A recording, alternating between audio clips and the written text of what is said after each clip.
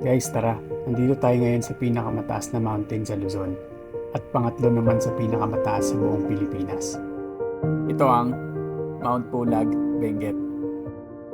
Hindi ganun kadali makapunta sa summit at hindi din ganun kabilis. Kasi yung akyat o yung hike kinaabot siya ng mga 5 to 6 hours. Pero sobrang sulit pag nandun ka na sa summit. Kahit din naman ng mga 3 to 4 hours yung trek.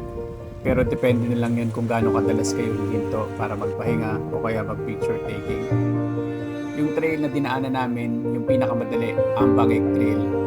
Hiking difficulty level niya, 3 out of 9. Nagsimula kami umakyat mga 2 a.m., mga 8 a.m. nasa taas na kami. Grabe, sobrang lamig dito. Sayang lang pagdating namin sa taas, pagdating namin sa summit, wala nang sea of clouds.